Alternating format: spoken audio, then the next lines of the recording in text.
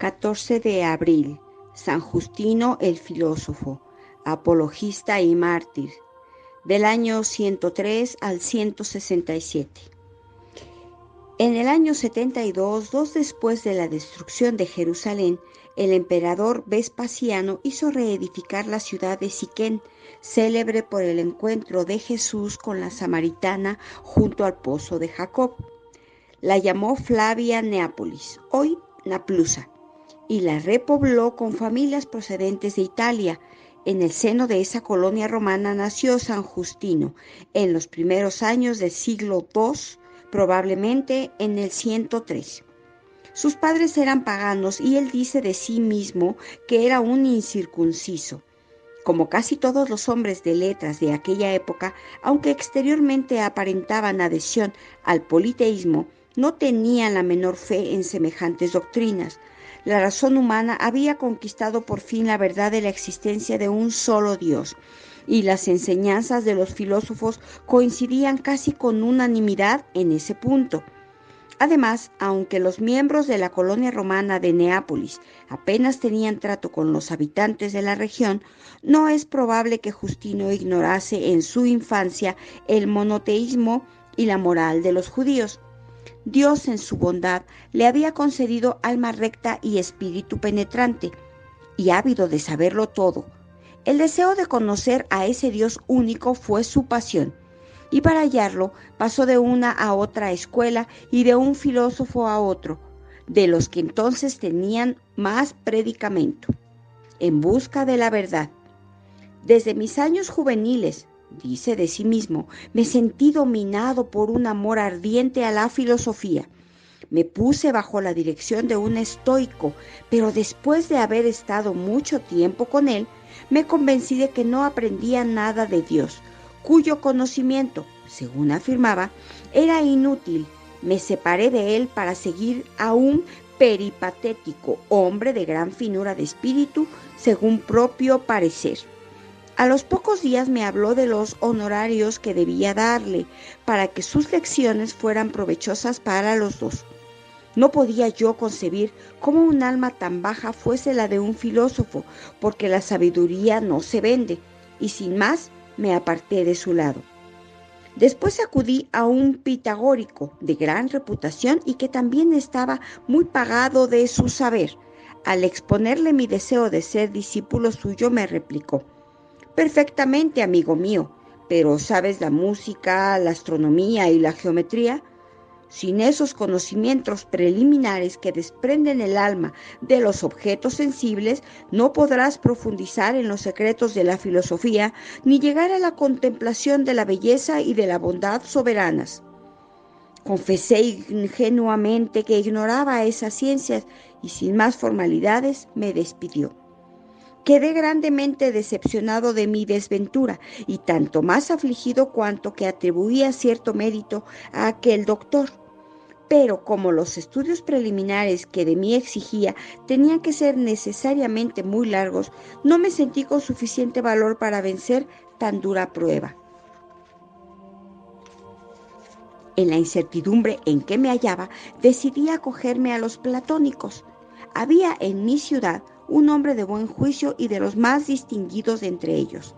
Sostuve con él varias conversaciones que me aprovecharon mucho, de tal modo que al poco tiempo me tuve por sabio y fui lo bastante necio para creer que inmediatamente iba a ver a Dios, porque la visión de Dios es precisamente el objeto de la filosofía de Platón. Ilusión sublime, pero ilusión al fin. Justino quiere contemplar a Dios. No es un sofista que se entretiene en el placer intelectual, que procura los goces del raciocinio. Es un hombre de acción que ama la verdad para practicarla. Oigamos sus palabras.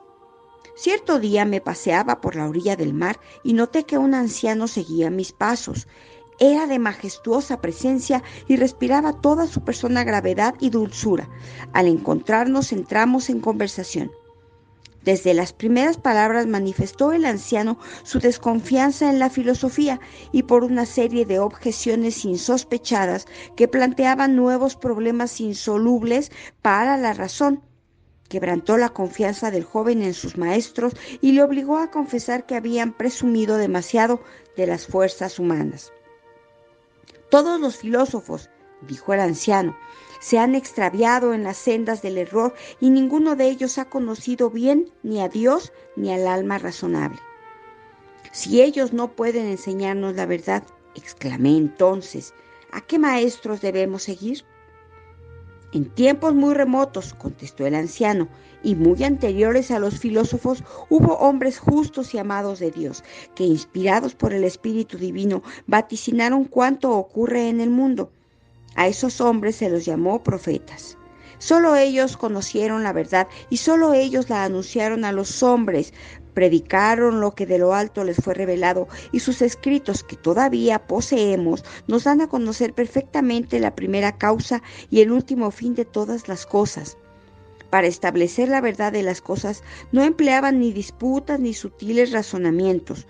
Lo que infunde fe en sus palabras son sus predicaciones ya cumplidas, o que se van cumpliendo y los milagros que obraron. Realizaban esos prodigios en nombre de un solo Dios creador de todas las cosas y de su Hijo Jesucristo, que debía venir al mundo según decían, y que en efecto vino. Y tú, dijo el desconocido al terminar, ruega con ardientes plegarias para que las puertas de la luz te sean abiertas, porque nadie puede comprender tales cosas si Dios y su Cristo no se las dan a entender. Dichas estas palabras desapareció el anciano y no se le volvió a ver. Sentí entonces, añade Justino, que súbitamente se encendió en mi alma una viva llama y quedé prendado de amor a los profetas y a aquellos hombres amigos de Cristo. Y reflexionando sobre las palabras del anciano, hallé que aquella filosofía era la única verdadera y útil. Estudió los libros santos y su espíritu quedó iluminado. El valor moral del cristianismo le conmovió profundamente. Cuando era discípulo de Platón, escribe, al oír las acusaciones lanzadas contra los cristianos y verles intrépidos en presencia de la muerte y de cuánto los hombres más temen, me decía que era imposible que viviesen en la maldad y en el amor a los placeres. Justino ve de cerca a los cristianos y aprende a conocerlos, los admira y se convence de la energía que la fe les infunde para llevar una vida santa en medio de un mundo corrompido y para soportar con alegría los tormentos del martirio.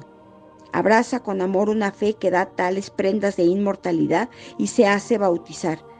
Tenía unos 30 años y era poco antes de la guerra de Bar Kokheba en el año 132.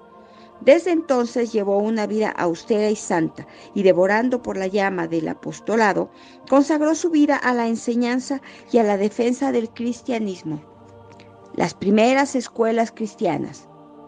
Cuando los apóstoles habían sembrado la buena nueva en una comarca, iban a otras conquistas, pero dejaban a sus discípulos más fervorosos e instruidos al cuidado de mantener la fe en los corazones. Los obispos sucesores inmediatos de los apóstoles seguían instruyendo a los fieles.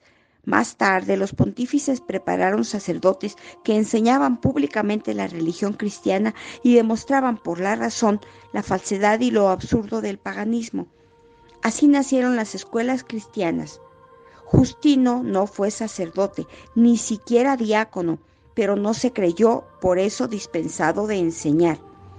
Todos los que pueden enseñar la verdad y no la enseñan, escribe Justino, serán juzgados por Dios. Nuestro deber, añade en otro paso, es dar a conocer a todos cuál es nuestra doctrina, para que no nos sean imputadas las faltas de los que pecan por ignorancia y no suframos el castigo de ellas. Como me ha concedido Dios la gracia de entender las Escrituras, procuro hacer partícipes de esa gracia a todos, por temor de ser condenado en el juicio de Dios. Revestido del manto de los filósofos, emprendió numerosos viajes, fundando por doquier escuelas al estilo de los platónicos y de los estoicos, predicando la verdad en toda ocasión y refutando sin tregua las objeciones que le presentaban los partidarios de las diferentes sectas filosóficas o religiosas. Al mismo tiempo, se informaba de las creencias y cultos de los pueblos que visitaba y los conocimientos e informes que en tal concepto nos han dejado son también de amplitud y seguridad extraordinarias. Hallamos primeramente a Justino en Éfeso, hacia el año 135. Allí, según se cree, escribió el famoso diálogo con el judío Trifón, maestro en Israel, a quien confundió con su ciencia de las Sagradas Escrituras y a quien demostró, con citas luminosas de los libros santos, el cumplimiento de las profecías y la venida del Mesías en la persona de nuestro Señor Jesucristo. De Éfeso pasó Justino a Roma, en donde abrió una escuela junto a la cátedra de Pedro y en el centro de la idolatría, encima de los baños de Timoteo, en el monte Viminal. Los cristianos iban a oírle para fortalecer sus almas y los paganos para probar de convencerle del error. Pero en cada respuesta de Justino era una victoria, y no pocas veces tuvo la suerte y la dicha de conducir a sus adversarios al camino de la salvación. Porque ese era su único fin. Deseaba ardientemente la salvación de los hombres, enseñaba el cristianismo tradicional con gozo y ternura, pero que a él se acogiesen los que, teniendo buena voluntad, eran débiles o se hallaban vacilantes. Sentía dicha infinita cuando en sus admirables apologías podía mostrar la concordancia de la antigua sabiduría con las enseñanzas de Cristo. Pero no bastaba a su celo el estrecho recinto de una escuela, ansiaba comunicar la verdad al mundo entero. Con ese fin escribió gran número de obras, de las que desgraciadamente se han perdido la mayor parte. Quedan todavía unas cuantas de tanto valor que ponen a San Justino en el primer lugar entre todos los apologistas del siglo II. Es, además, el primer autor que intentó dar un esbozo de teología. Y fue también el primero que, convencido de la fuerza conquistadora de la verdad y persuadido de que el cristianismo era perseguido por no ser conocido, trabajó audazmente por poner de manifiesto a la luz del día los dogmas y usos de la Iglesia que hasta entonces habían quedado ocultos en la sombra misteriosa de las catacumbas. Por eso los escritos de San Justino son en extremo preciosos como testimonios de la fe, de la liturgia y de la vida cristiana en aquella época. Sus tres obras principales son: la primera, Apología, escrita hacia el año 150, el diálogo con Trifón, en el 155, y la segunda, Apología, por los años 166, poco después del suplicio de algunos mártires. Apenas hubo recibido el bautismo cuando dirigió un discurso a los paganos cuyo objeto era justificar su conversión. Algún tiempo después escribió una exhortación a los griegos. Además compuso un tratado de monarquía o de la unidad de Dios y una carta a Diogneto. En el discurso dirigido a los griegos resumió los principales puntos de la moral y de los dogmas cristianos, y para hacer resaltar su superioridad divina, los comparó al tejido de las mentiras y de las infamias que constituían toda la religión de los paganos. Tal vez saquéis buen provecho de vuestros poetas y de las fábulas que cuentan de los dioses. Pretendéis hallar la verdad entre los filósofos, pero decidme, ¿quién puede entenderse en medio del laberinto de sus contradicciones? Ninguno de ellos ha logrado convencer. A su contrario, ¿qué digo? Ni siquiera están de acuerdo consigo mismos. No merecen, pues, mayor crédito que vuestros poetas, y solo han servido para multiplicar los extravíos de estos últimos. Abjurad, por tanto, de tan vergonzosas como ridículas creencias, y venid a participar de una sabiduría que no puede compararse con ninguna otra. Nuestro jefe, el Verbo Divino, que marcha delante de nosotros, no exige ni la virilidad de los miembros, ni la nobleza de la sangre, sino la santidad de la vida y la pureza del corazón. La contraseña de este conquistador de almas es la virtud, arma maravillosa que doma todas las pasiones, de esclavos de la muerte nos hace inmortales, y de esta tierra nos transporta a un cielo 1000 veces superior a vuestro Olimpo. Venid pues a instruiros en esta escuela divina. Yo era lo que sois, sed ahora lo que yo soy. Tal es la fe, tal es el verbo cuyo poder me ha subyugado. San Justino y los perseguidores. Al principio del reinado del emperador Antonino Pío, que subió al trono en el año 138, los cristianos fueron víctimas de los más terribles suplicios y la Iglesia sufrió cruelmente porque la sangre de sus hijos corrió a torrentes. San Justino salió en su defensa y la voz elocuente del filósofo convertido elevó sus quejas hasta el trono de los Césares. Lo hizo sin debilidades y no temió denunciarse a sí mismo, firmando valerosamente su primera apología. En nombre de la justicia reclama San Justino para los discípulos de Cristo el libre ejercicio de su culto, favor que Roma concedía a todos los pueblos. Después de demostrar la injusticia de los tormentos que se aplicaban a los cristianos, prueba el apologista la divinidad de nuestro Señor Jesucristo, defiende a los fieles de todas las calumnias que les imputan sus enemigos y añade, dirigiéndose a los príncipes: si nuestra religión nos parece conforme a la razón y a la verdad, respetadla. Si creéis, por el contrario, que todo es un tejido de futilidades, desdeñadla. En cuanto a nosotros, nos basta haberles advertido: no evitaréis el juicio del Señor. Cualquiera que sea vuestra sentencia, repetiremos siempre: bendito sea Dios. ¿Impresionó al emperador este noble lenguaje? Tal vez muy poco. No obstante, en aquel reinado fue menos violenta la persecución y no pocas veces se quedaron olvidadas las leyes contra los cristianos.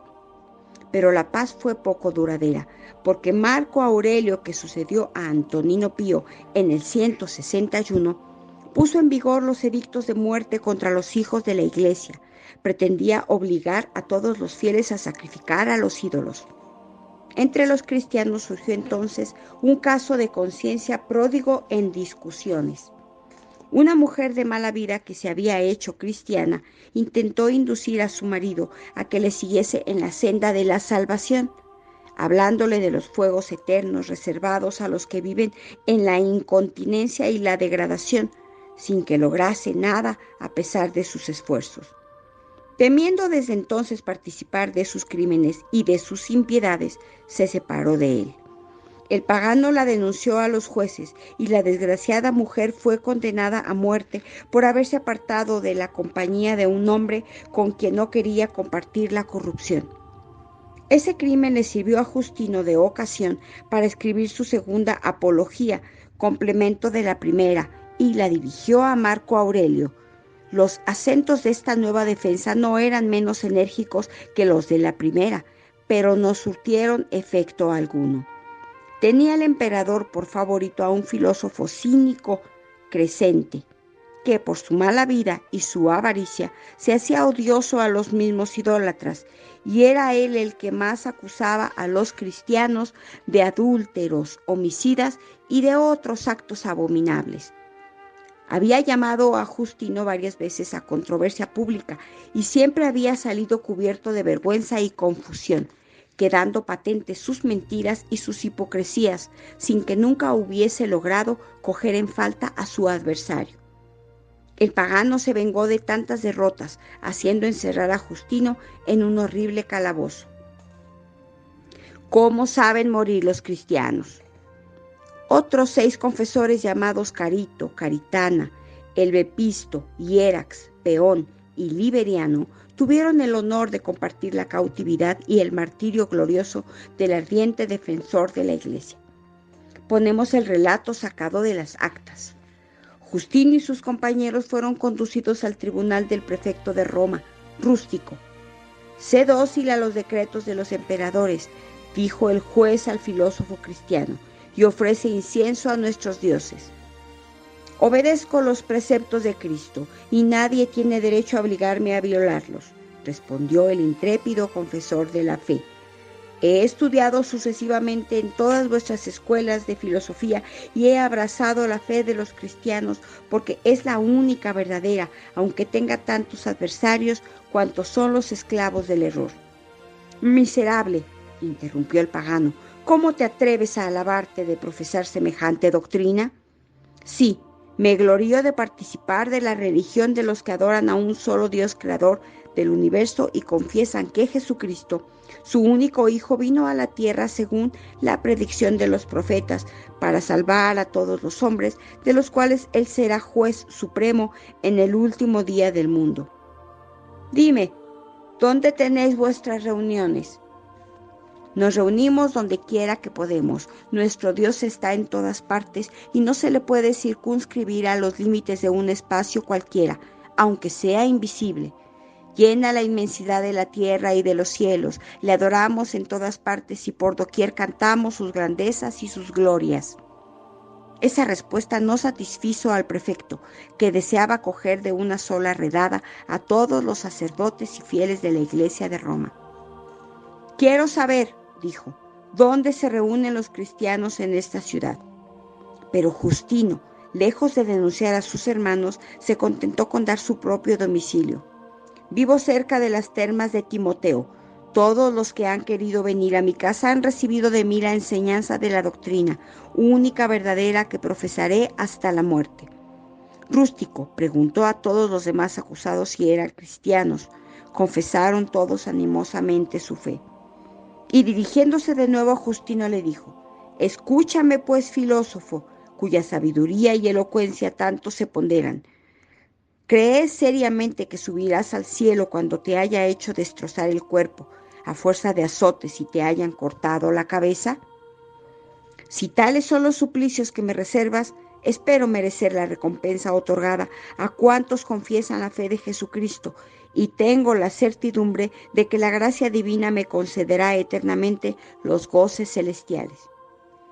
Así pues, ¿te imaginas de veras que irás al cielo? No me lo imagino. Lo sé con certeza absoluta y no me queda de ello la menor duda. Basta ya de palabras, dijo el prefecto irritado. Se trata del punto capital.